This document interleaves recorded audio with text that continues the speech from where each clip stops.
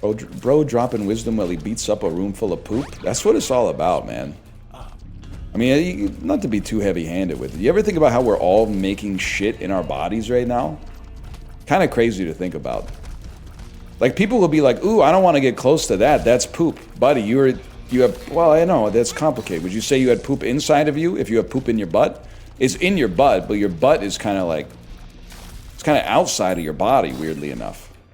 Because it's a tube that connects, like, air to air. It's very complicated.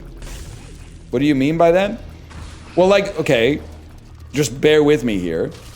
Your gastrointestinal system runs from your mouth to your butthole. It's kind of like a tube that goes, the tube goes inside of your body. But if something is in that tube, is it not outside of your body? Like, that's kind of, I mean, I guess no, because there's a sphincter that contains it, which I suppose would make it interior to you. But if you don't think about it too hard, then yes, it's outside. Your kidneys are pissing into your bladder right now. Freaky ass islets of Lagerhans. Yeah, also, I got some good stories, some of which I got to figure out how I'm gonna tell.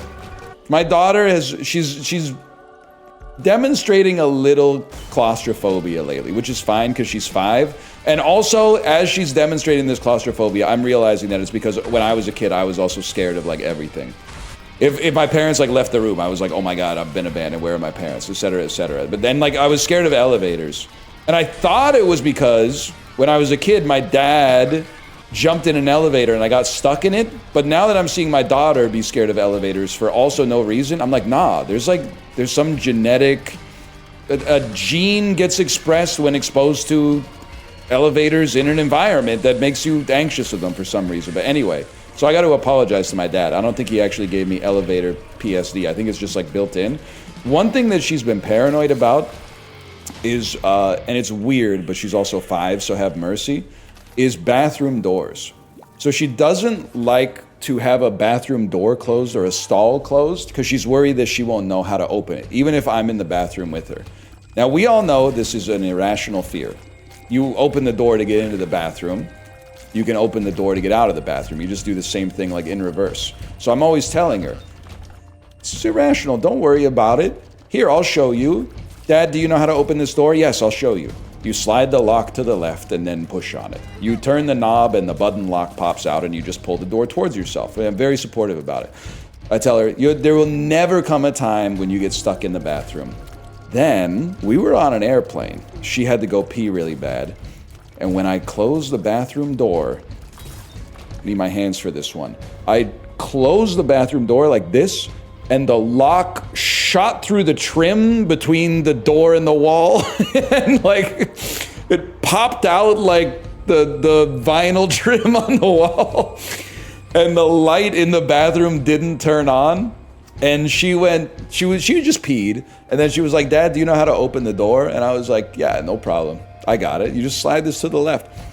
And then she wiped and pulled up her pants. And then I started going like, and it wouldn't open right away. And she was like, ah! Ah! And I could hear from the other side of the wall, I heard the flight attendant go like, Sir, stop pulling on the door. We'll do it. And I don't know what they did, but they were angels. In like 3 seconds, they got the door opened up.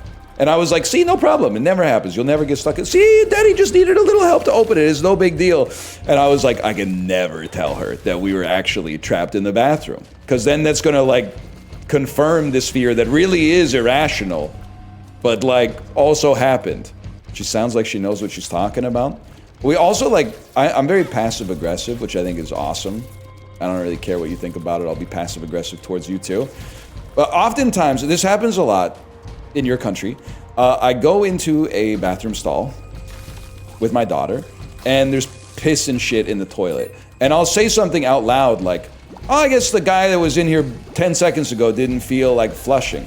So she's taken on that habit, which owns, because I have to imagine it feels pretty bad to like not flush the toilet and leave your shit, and then like you're getting punked on by like a 5-year-old who's like, I'm basically a better person than you already. So I feel like I'm doing my own part to like better society there. But then we had a false positive. We went into a bathroom, so we had to wait in line. And then a stall opened up, and a guy came out of it, and he did not make eye contact with anybody.